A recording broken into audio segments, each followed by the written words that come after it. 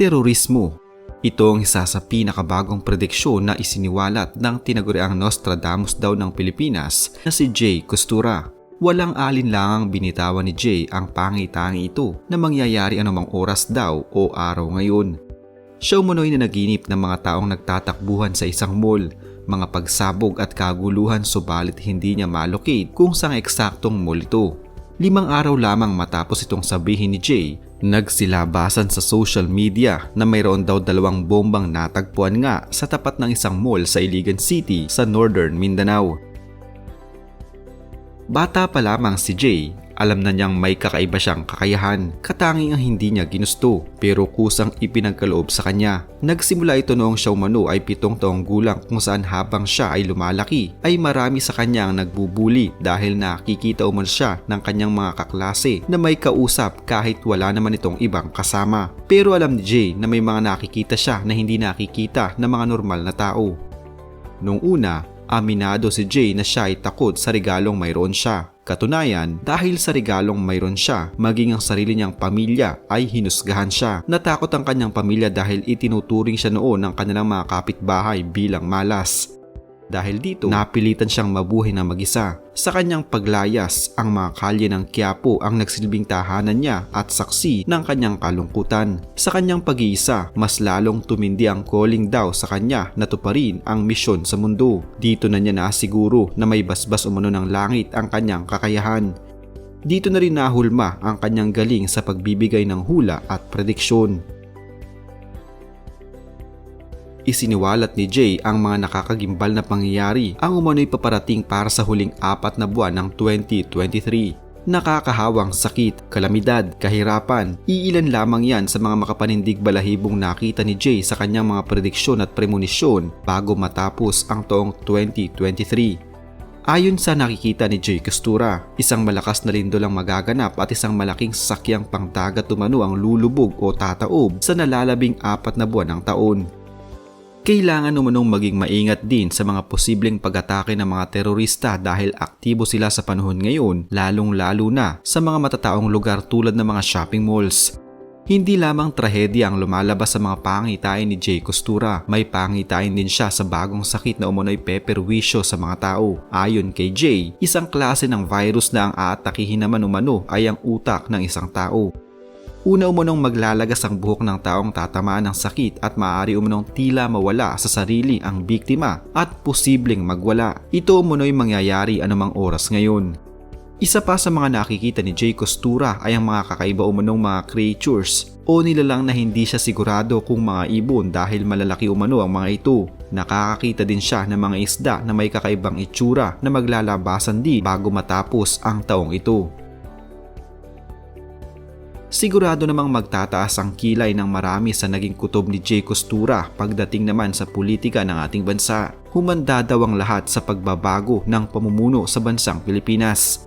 May nakikita umano si Jay Costura na isang babae na aangat, tila pagpapalit umano ng posisyon at ang babaeng kanyang tinutukoy ay siguradong aangat at magiging bagong leader ng mga mamamayang Pilipino. May babala din siya sa mga sikat na kapamilya stars na sina Coco Martin, Vice Ganda at ang gumanap na Darna kamakailan lamang na si Jane De Leon. Nararamdaman umano niya na si Coco Martin ay may abilidad na tumakbo sa halalan na kung anong posisyon sa politika. Habang si Vice Ganda para naman sa local showbiz ay nakikita niyang masaya siyang tingnan pero deep inside umano ay hindi ito okay at nararamdaman niya ang sakit na nadarama ni Vice Ganda. Partikular na sa kanyang tiyan at mga sleepless night nito. Magkakaroon umano ng malalang sakit si Vice Ganda bago matapos ang taong 2023. Sa nakikita naman ni Jay Costura sa relasyon ni na Vice Ganda at ni Ayon, wala naman umano siyang makikitang naghihiwalay subalit nakikita niya na hinahayaan ni Vice Ganda na magkaroon si Ayon ng kanyang sariling pamilya.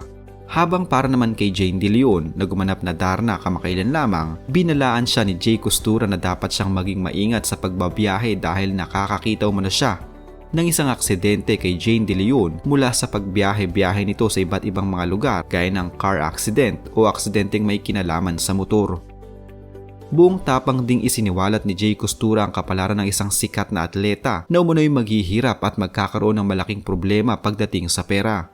Hindi ito pinangalanan ni Jay subalit sinabi niyang ito ay isa umunong boksingero. Magkakaroon naman siya ng mismanagement sa financial aspect ng kanyang buhay at magkakaroon din ng mga issue ang boksingerong ito tungkol naman sa relationship. Subalit mas mahihirapan siyang makabawi sa kanyang pagbagsak dahil sa kanyang magiging problemang pinansyal. May kinalaman umano ito sa kanyang trabaho sa kasalukuyan.